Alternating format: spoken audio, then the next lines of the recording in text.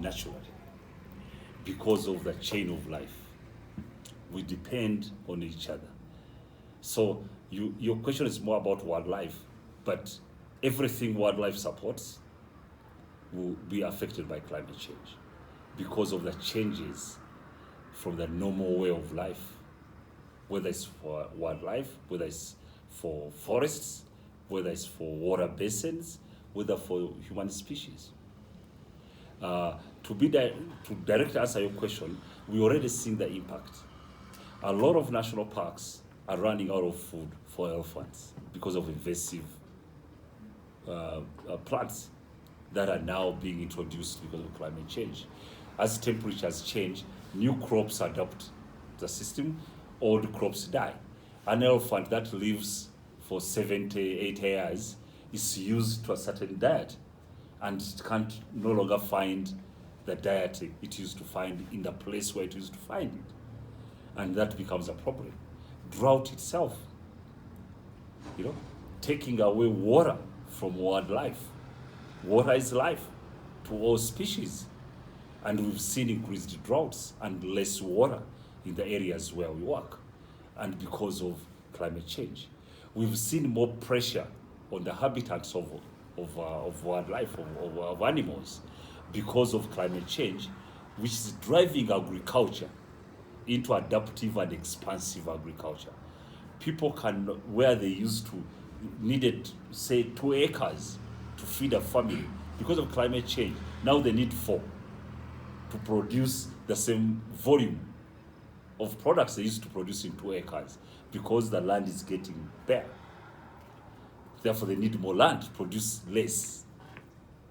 And that has increased pressure on the protected areas or homes for wildlife. And the food chain itself, the lion can't survive if there are no antelopes. The antelopes can't survive if there's no grass. If there's no grass, there will be no trees, because they feed on each other. If there are no trees, then the elephants, what is it going to eat? If there's no grass, if there's no elephants, who's going to engineer? Elephants create water points for many of these animals. As they move, as they bathe, they're the engineers of the ecosystem in national parks. If they go away, who's going to do that?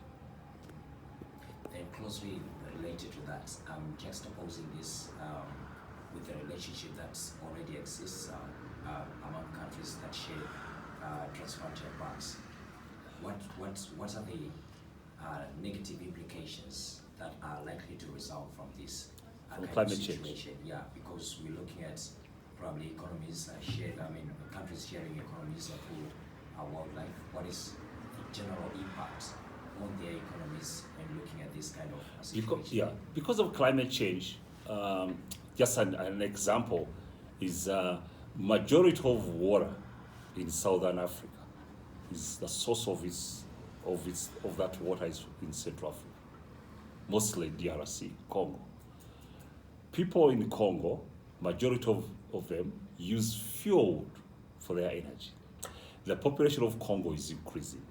In fact, Kinshasa now is one of the largest French-speaking cities in the world. So the population is increasing. As those people continue depending on fuel, they can no longer depend on dead wood. People used to go to a forest and collect dead wood, which had no serious impact on the environment. Now people are cutting down trees because the demand has increased. If that trend increases, you have no water here. It's a transboundary issue. And so what happens in Congo doesn't stay in Congo. It manifests in Harare, in Lusaka, and in all these other places. So that interconnectedness, Angola feeds almost the entire Okavango. We know that. As population increases in Angola, they're going to demand more land. They're going to demand the energy sources. The government is going to think of how do I provide water for the people? How do I, all the water is going to Botswana. What can I do? Those negotiations need to happen between countries. You've already seen what's going on. Almost they went to war between Egypt and Ethiopia over the River Nile. That's happening in real time. And it's predicted that the future wars are going to be on natural resources, because people are going to depend on others as